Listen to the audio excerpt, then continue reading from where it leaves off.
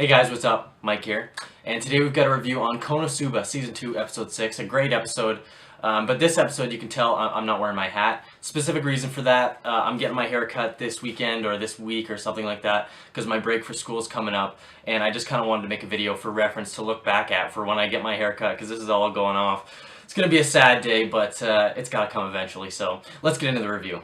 So besides the few jokes at the beginning of the episode, and Cosmo being under the table and everything, that was funny. But we kind of go straight into going to Wiz's shop and telling her that they killed Veneer the last episode because they feel bad. They don't know if Veneer was a comrade of hers because she is a Demon King commander. So they go there, and right before they go in, Darkness is kind of like, oh yeah, you know, I never really hated him. He wasn't that bad. We shared a body and did a lot of shit together, but he was never really that bad of a guy. And I kind of agree with her. I mean, Veneer seemed like a pretty cool dude, and I personally liked him as a character a lot. And then we go and see that he's still alive, and personally I'm pretty happy that he's still there. It doesn't really make a whole lot of sense how he kind of just has another life, and that's how it works. I mean, he was kind of just asking to die, and the whole point of him having the same body that got melted back there, I don't really understand that. I kind of get the whole, I mean, Veneer 2 mask, okay, you got some sort of new mask, or you got his mask repaired or something. Either way, he's not really going to be in the picture. He's kind of going to be just like Wiz from now on. We're assuming, unless he kind of pulls some shit later on, whether he's going to betray them or not. I really highly doubt it. I think Veneer is kind of just going to be a nice guy from now on. He says he didn't want to be part of the Demon King ranks anymore, or the, sorry, Devil Commander or whatever.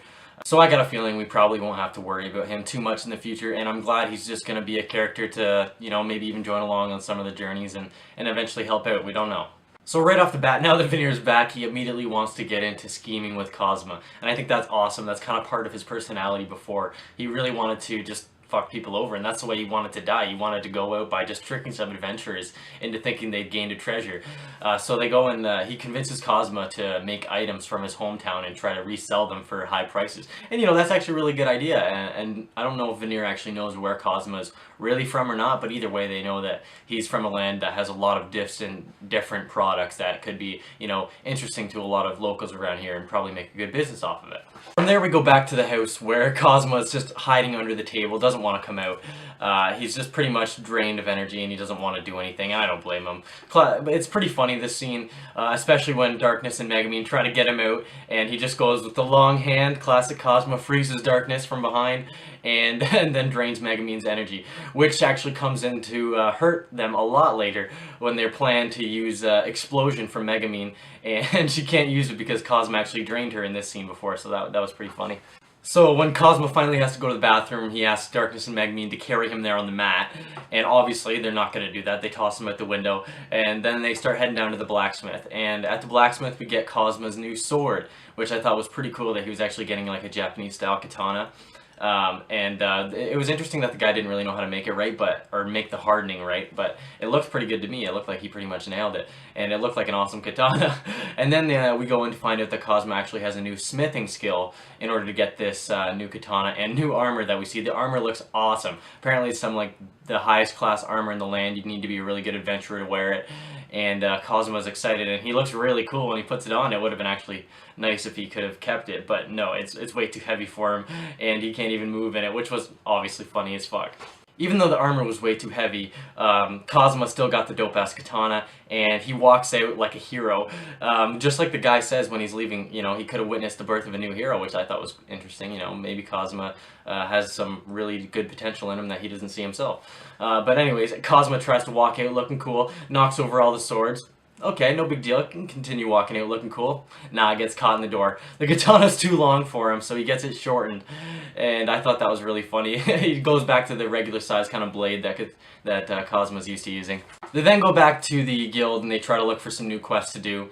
And they run into the lizard runner quest, I think it was, where they go and have to kill some lizards, I guess. And these lizards are really competitive, and the king is the fastest one and the one who can catch the princess or whatever. And so their goal is to go there and, you know, kill the king and the princess and then have them disperse from wherever the spot is. And before they go, Cosmo wants to name his sword, and he's thinking of all these cool names. He can't really think of one. And then Megumin comes by and says, Chun Chun Maru. Cosmo's like, what? Chun Chun Maru? Why? And then all of a sudden it's immediately engraved onto his sword. He has no choice. And that was a awesome Megumin scene. Prime reason why I love her character. So they get to the spot where they want to do their quest. and they get set up in their positions, and they get pretty well prepared with a decent plan that seems like it's going to go pretty well. They actually get decently prepared, unlike other quests. But this time, obviously, guess who? Aqua screwed it up again. She wanted to find the king quickest and find who the fastest runner was, because that's the king. So she, makes a distraction, makes a huge firework in the air, and they all come running towards her. The plan is completely screwed again, and Aqua has a freak out, which was hilarious. If you can go back and watch that again, I suggest it, because each frame has like an individual expression, and it was really well done. It was actually really cool. I don't usually like Aqua's freakouts because it's just her classic cliche, but this one was really interesting and really funny. It actually added to the scene a lot.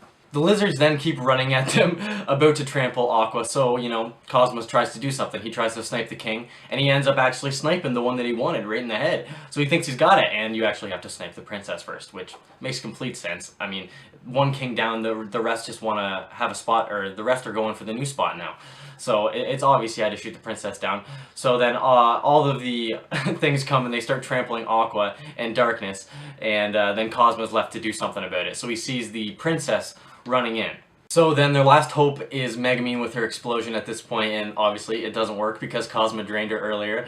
So they're pretty much out of luck besides Cosmo's last hope at sniping the princess. And for some unknown reason, the princess jumps up in the air and goes for a huge-ass drop kick on Cosmo, which was kind of unexpected, but you know what? This scene was awesome. The animation was so well done, especially the arrow shot, how, it was like a burst from the bow, and then they kind of follow it through the air, and when it hits the princess's head, it's awesome. It's a really good scene. And another funny part, the princess then falls down. It feels weird calling that lizard thing a princess, but either way, it falls down on Cosmo, and he dies again. So then he's back talking to Eris for, the second or third time. I don't actually remember how many times. But basically just gets there and he realizes that this is the girl that he was meant to be with. Out of all the girls, they're all, good looking. Aqua, Darkness, Megumin, they're all good looking or whatever. But he wants a nice girl, and he thinks that the three of them are kind of crazy, which he's not really wrong. But he likes Eris, and thinks that she should be his main heroine of the story. He keeps hearing, like, Aqua complain to him, and he's kind of getting a twitch in his neck, which I don't really blame him. After so much of Aqua, you can only stand it for so long. So he kind of just makes a split decision. You know what? I'm just gonna be reborn this time, guys. I'm handing the towel in. See you next time. See you next time around. And obviously they don't like that, so Aqua tries teasing him, saying the darkness is about to draw on him. Doesn't work. Then he hears the Megumin might be taking off his clothes. He starts freaking out a bit, and this scene was actually hilarious.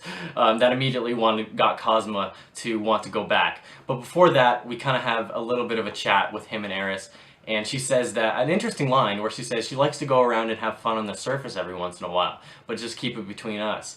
And that means that she might be one of the characters that we see. And if I had to guess, I don't know. It's hard to say which one she actually is. She's obviously going to be a character that doesn't, show up very frequently, but does, pop in and out, probably at the beginning. Maybe she's one of the cats, one of the animals. I doubt that. If I had to guess, probably Chris, maybe? Because that would make sense. Chris only showed up at the beginning.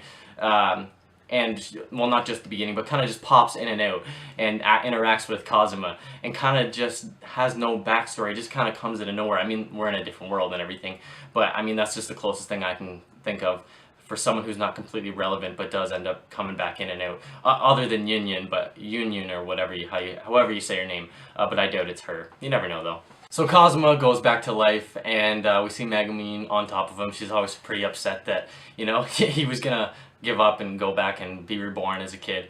But we realize that Megumin actually might have done something to Cosmo, so we don't know what it was at the time. So fast forward a little bit, and they're back at the house. And Cosmo's having a shower or a bath or whatever, and he sees what Megumin wrote on him.